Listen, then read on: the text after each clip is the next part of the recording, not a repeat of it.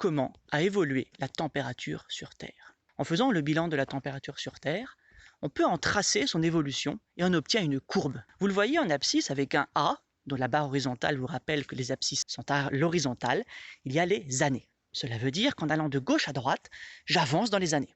En ordonnée, avec un O comme dans ordonnée, la température en degrés Celsius est de plus en plus grande, plus on est haut. Cette courbe qui représente la température sur Terre en fonction des années, si on la suit avec les doigts, plus les années avancent, plus la courbe monte. Depuis près de 50 ans, la température de la Terre augmente. La Terre a gagné 1 degré.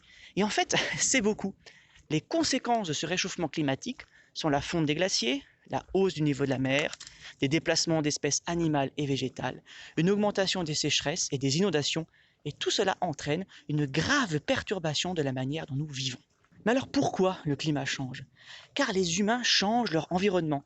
La déforestation pour utiliser le bois et planter les cultures, l'extraction du pétrole et du charbon pour en tirer de l'énergie, et c'est en grande partie l'utilisation de ces ressources fossiles, charbon, gaz et pétrole, qui en les brûlant pour en retirer l'énergie, produit de grandes quantités de gaz à effet de serre.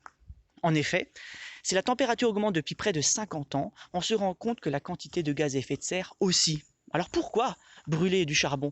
Pour produire de l'électricité. Pourquoi brûler du pétrole? Pour faire avancer nos voitures et nos camions. L'homme est en train de créer le plus grand bouleversement que la Terre ait connu en si peu de temps, le réchauffement climatique. L'un des principaux gaz à effet de serre qui pose problème, c'est le dioxyde de carbone, CO2.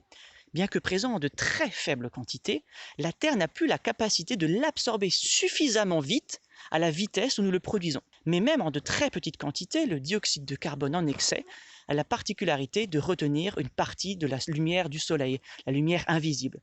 Normalement, la lumière venue du Soleil rebondit en partie sur Terre, mais les gaz à effet de serre ont la particularité de garder une partie de cette lumière et de chauffer.